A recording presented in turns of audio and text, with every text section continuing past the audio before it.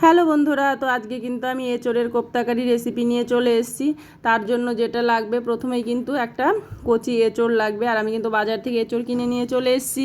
এবার কিন্তু আমি এঁচোড়টাকে কেটে নিচ্ছি। আর তার আগে কিন্তু আমি হাতে সর্ষের তেল মাখিয়ে নিয়েছি ভালো করে।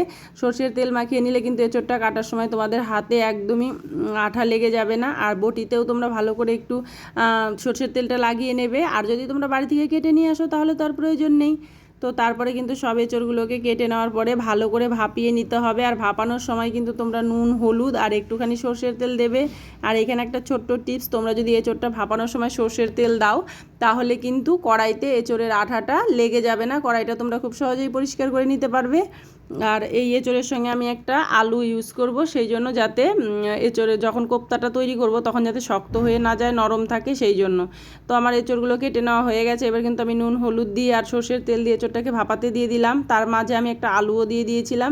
এবার কিন্তু আমি এঁচোড়টাকে তুলে নিচ্ছি। তুলে নেওয়ার পরে একটু ঠান্ডা করে এঁচোড়টাকে ভালো করে চটকে মেখে নিতে হবে। আর এই সময় কিন্তু আলুটাকেও ম্যাশ করে দিয়ে দিতে হবে। সঙ্গে আদা বাটা, জিরে বাটা, রসুন, ধনের গুঁড়ো আর বেসন, নুন, হলুদ দিয়ে ভালো করে এটাকে চটকে মেখে নিতে হবে, যাতে দানা দানা না থাকলে ভালো হয়। বেশি একটু ভালো করে সময় নিয়ে তোমরা এটাকে মেখে নেবে। নেওয়ার পরে কিন্তু এটাকে বলের আকারে সুন্দর করে গড়ে নিতে হবে। তোমরা চাইলে গোল করেও করতে পারো, আবার কিন্তু একটু চ্যাপটা করেও করতে পারো। আর হ্যাঁ, তোমরা কিন্তু এই সময় লঙ্কা বাটাটা অবশ্যই দিয়ে দেবে, তাহলে খেতে ভালো লাগবে। গরম মশলাটাও একটু দিয়ে দেবে। তো তারপরে কিন্তু আমি এটা গোল গোল করে ভালো করে গড়ে নিচ্ছি। নেওয়ার পরে সবগুলো তারপরে কিন্তু আমি তেলে ভালো করে ভেজে নেব। আর আমি কিন্তু সাদা তেলে ভেজেছি, তোমরা তো চাইলে সর্ষের তেলেও করতে পারো। আমি সর্ষের তেলে রান্নাটা করব, কিন্তু কোপ্তাগুলোকে সুন্দর করে আমি লাল লাল করে ভেজে নিয়েছি সাদা তেলে। আর তোমরা যারা আমার ফেসবুক থেকে পেজটা দেখছো তাদেরকে অসংখ্য ধন্যবাদ। আর যারা নতুন দেখছো আমার পেজটা অবশ্যই ফলো করে দিও।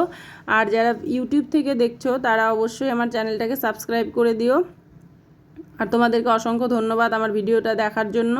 তো আমি কিন্তু সব কোপ্তাগুলো এইভাবে তৈরি করে নিলাম গোল গোল করে। তারপরে এবার কিন্তু আমি ভাজতে চলে যাব। এবার কিন্তু আমি তেল গরম করে সবগুলোকে সুন্দর করে এপিট ওপিট করে লাল লাল করে ভেজে নেব। কারণ এটা কিন্তু ভালো করে ভাজতে হবে সময় নিয়ে। আর তোমরা কিন্তু এই সময় গ্যাসের ফ্লেমটা হাই রাখবে না, লো ফ্লেমে রেখেই, মানে মিডিয়াম ফ্লেমে রেখে ভাজবে, তাহলে ভালো হবে। তাহলে ভেতর পর্যন্ত ভাজাটা সুন্দর হবে। তো তোমরা দেখতেই পাচ্ছ আমি কিভাবে ভাজছি। তোমরা এইভাবে অবশ্যই ভেজে নেবে, ভেজে তুলে নেবে। আর এই সময় কিন্তু আমি মশলাগুলো রেডি করে নিয়েছি। এখানে কিন্তু কাজু বাদাম লাগবে আমার, তো আমি কাজু বাদামটাকেও বেটে নিয়েছি। আর তোমরা চাইলে টমেটো ইউজ করতে পারো, আমার আজকে বাড়িতে টমেটো ছিল না বলে আমি দিতে পারিনি। এবার কিন্তু কোপ্তাগুলো আমার সব ভাজা হয়ে গেছে। তারপরে কিন্তু আমি কড়াইতে সর্ষের তেল দিয়ে দিলাম। দিয়ে এবার আমি তেজপাতা, গোটা গরম মশলা, একটা শুকনো লঙ্কা আর ফোড়নে দিয়ে তারপরে কিন্তু আমি এখানে সব মশলাগুলো দিয়েছি। জিরে, ধনে, আদা, রাঁধুনি বাটা আর একটুখানি রসুন বাটা। পেঁয়াজ আমি দিইনি, তোমরা চাইলে দিতে পারো। এবার আমি হলুদ দিয়ে দিলাম। দেওয়ার পরে এখানে কিন্তু একটু নুনও দিয়েছিলাম, আর সঙ্গে কাজু বাদামটাও দিয়ে দিয়েছি। দিয়ে ভালো করে এটাকে কষিয়ে নিয়েছি যতক্ষণ না তেল ছাড়ছে। তো তেল ছেড়ে দেওয়ার পরে কিন্তু এখানে জল দিয়ে দিতে হবে। আর এই সময় একটুখানি চিনিও দিয়ে দেবে, তোমরা যেহেতু নিরামিষ রান্না সেই জন্য একটু চিনি দিলে ভালো হয়। তো এবার আমি কিন্তু গ্রেভিটা করার জন্য জল দিয়ে দিলাম। ঝোলটা ফুটে ওঠার পরে আমি কিন্তু এখানে সব কোপ্তাগুলো দিয়ে দিয়েছি। এবার কিন্তু নুন টেস্ট করে নামিয়ে নিলেই রেডি। তো তোমরা একবার হলেও বাড়িতে এই রেসিপিটা ট্রাই করবে আর খেয়ে আমাকে বলবে কেমন হয়েছে। আজকের মতো এখানেই রাখছি, দেখাবে অন্য কোনো ভিডিওতে। টাটা।